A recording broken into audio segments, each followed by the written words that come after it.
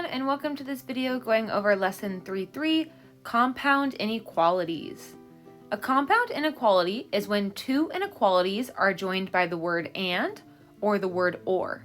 So for example, we might have x is greater than 3 and x has to be less than 9. That would be a conjunction, which is when inequalities are joined by the word and. A disjunction is when inequalities are joined by the word or, such as x has to be greater than 10 or x has to be less than 1. So let's see where we can have some compound inequalities in the real world and what graphs of compound inequalities might look like.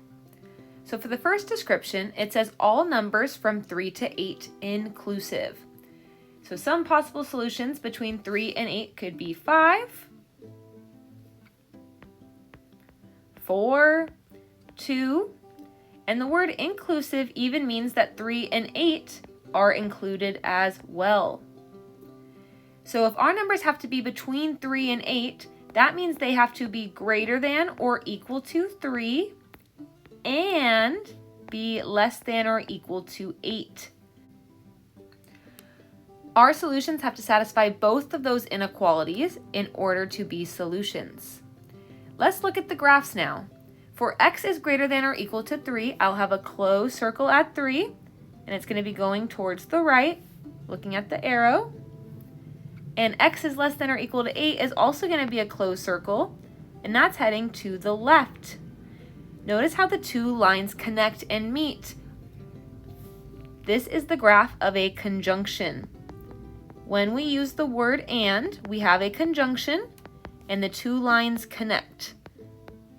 I like to think of it as conjunction, connect. They both start with C-O-N, so that will help you remember that the graph of a conjunction always meets together, always connects. Now let's look at the next description. All numbers less than 5 or greater than 10. So some numbers less than 5 are 4, 3, 0, and some numbers greater than 10 are 11, 12, or even 100. So writing this out, I have x is less than 5. Notice how it didn't say less than or equal to, just x is less than 5. Or x is greater than 10. This is a disjunction because we use the word or. So let's see what the graph looks like. I'm going to have an open circle at 5, and my line is going toward the left. And for x is greater than 10, I have an open circle at 10 going toward the right. Notice how I have a big gap in the middle. When we have a disjunction, the lines are going to face away from each other, making a gap. Your solutions have to be on either side of the gap. You can't satisfy both at the same time. Your solutions will either be less than 5 or greater than 10, causing you to have a gap in the middle. Let's look at two more. All numbers greater than -1 and less than or equal to 4. So they have to be between -1 and 4. So I'm thinking 0, 1, 2, and since it says or equal to, I can even have 4. Let's write this as an inequality. So x has to be greater than -1 and x has to be less than or equal to 4. The or equal to means I'm going to have a line underneath my sign. For x is greater than -1, I'm going to have an open circle going toward the right. And for x is less than or equal to 4, I'm going to have a closed circle, and it's going toward the left. Notice how the graphs meet together, the lines connect, because I used the word and, which means this is a conjunction. Last one. All numbers less than or equal to 3 or greater than 6. So less than or equal to 3 could be 3 or 2 or 1. And greater than 6 could be 7, 8, 9. So to write our inequalities, all numbers less than or equal to 3, x has to be less than or equal to 3, or x has to be greater than 6.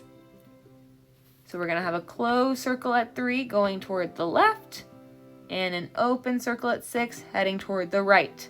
Notice the gap. The lines face away from each other because we use the word or. This is a disjunction. Now, one way you might find compound inequalities in the real world is for the fitness test. For example, boys must do 12 to 25 push-ups to pass the fitness test. To write this as an inequality, we would say that you have to do 12 or more, so x has to be greater than or equal to 12, and x has to be less than or equal to 25. Because I use the word and, this is a conjunction. So when I graph this, I'm expecting the lines to connect in the middle. So I'm going to have a closed circle at 12, heading to the right. And I'm also going to have a closed circle at 25, heading to the left. And they're going to meet in the middle, just like we expected it to. Now, when you have a variable in your inequalities like x, make sure you let me know what x is representing. In this case, x is representing the number of push-ups.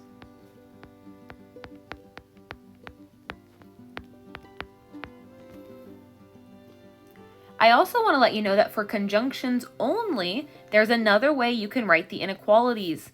Instead of writing the inequalities separated by the word and, since we're talking about x being in between 12 and 25, we can put x in the middle, and we say that x has to be greater than or equal to 12 and less than or equal to 25. Both of these ways of writing our conjunction are good to go, so whichever one you feel more comfortable with, go ahead and do that. Let's try number 2. Girls must do 4 to 13 modified pull-ups to pass the fitness test. I'm going to use the word P for pull-ups. So I'm going to say P equals the number of pull-ups.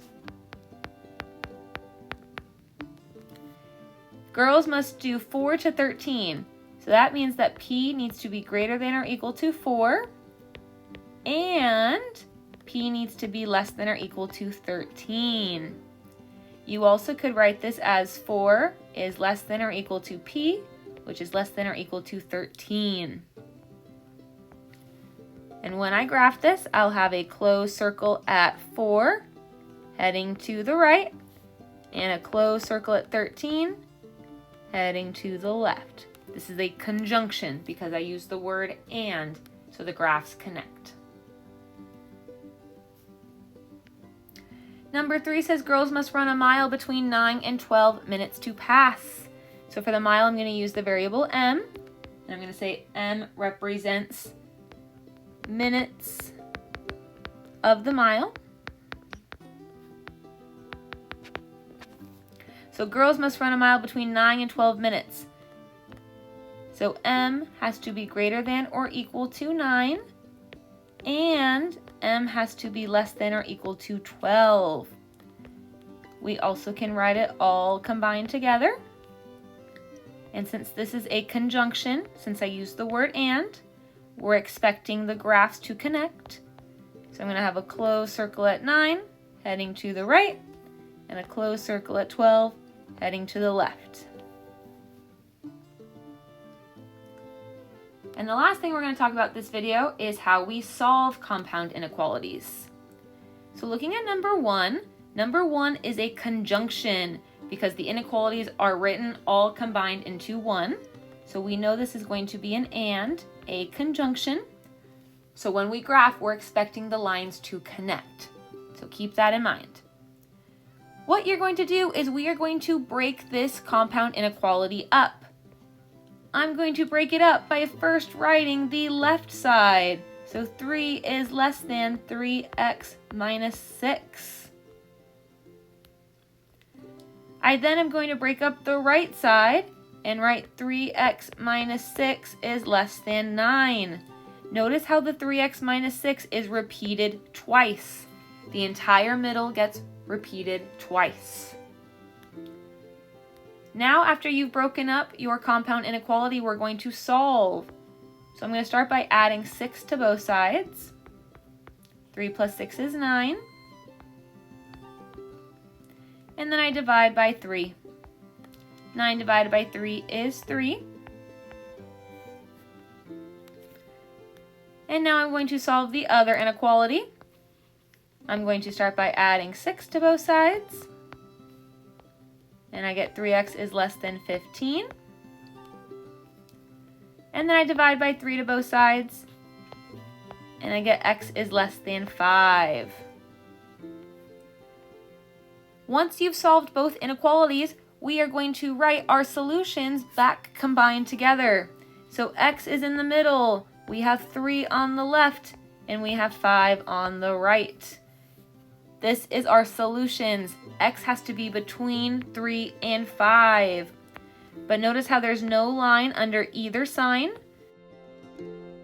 which means we're going to have an open circle at 3 and an open circle at 5. And since this is a conjunction, they're going to meet in the middle. Let's try a disjunction now. For a disjunction, what's nice is that the inequalities are already written separately. We're just going to solve each inequality separately. Starting with the inequality on the left, I'm going to subtract 5 from both sides, and I get 3x is less than negative 6. And then I'm going to divide by 3 to both sides, and I get x is less than negative 2. And now I'm going to solve the other inequality. I'm going to start by distributing, or double rainbowing. 2 times x is 2x. 2 times negative 4 is negative 8. Then I'm going to add 8 to both sides, and I get 2x is greater than 14. And then I'm going to divide by 2, and I get that x is greater than 7. And to finish off your final answer, all you have to do is write the word or in between your two solutions. So this is saying x has to be less than negative 2. So if I were to graph this, I would have an open circle at negative 2, and the arrow is pointing toward the left. Or x is greater than 7. So at 7, I would also have an open circle, and that arrow is pointing toward the right. Notice how the arrows point away from one another because I used the word or. This is a disjunction, so I'm going to have a gap in the middle. My solutions are either going to be less than negative 2 or greater than 7. Let's try another one. Here I have a conjunction. I can tell because the inequality is written all together. I'm going to start by breaking this up. So I'm first going to have 2 is less than x divided by 3 minus 5. And then I'm going to have the right side where I have x divided by 3 minus 5 is less than 6. And I'm going to solve each inequality separately. So I'm going to start by adding 5, since that's the furthest number from x. 2 plus 5 is 7. And then to get rid of the dividing by 3, I'm going to multiply by 3 to both sides.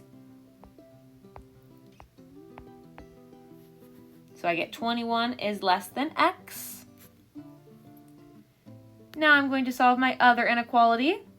I'm going to start by adding 5 to both sides. So I get x divided by 3 is less than 11. And then to get rid of the dividing by 3, I'm going to multiply by 3 to both sides. And I get x is less than 33. Since this is a conjunction, to write my final answer, I'm just going to push my two inequalities together. So I have 21 is less than x, which is less than 33. So x has to be between 21 and 33. Since there's no line underneath either of my signs, I'm going to have two open circles. And since this is a conjunction, I'm going to connect the two circles together to show that x has to be between, x has to be between 21 and 33. And last one, I have an or. My inequalities are already separated for me. I'm just going to solve each one at a time. Starting with the one on the left, I'm going to subtract 1 from either side, and I get 5x is greater than 10. And then I'm going to divide by 5, and I get x is greater than 2. Then solving the other inequality, I'm going to start by adding 1, and I get that x is less than -3. And to finish it off, I just have to write the word or in between them. To graph, I'm going to have 2 open circles because once again, I have no line underneath either of my signs. For x is greater than 2, my arrow is pointing toward the right. And for x is less than -3, my arrow is pointing toward the left. This makes sense because I used the word or, so this is a disjunction, which means my arrows point away from one another. So to summarize, compound inequalities either use the word and or the word or. If you use the word and, that's a conjunction, and the graph will have the arrows pointing towards one another. They're going to connect. If you use the word or, though, that's a disjunction, and your graph will have the arrows pointing away from one another, causing a gap. Please let me know if you have any questions on compound inequalities, and I will see you in class.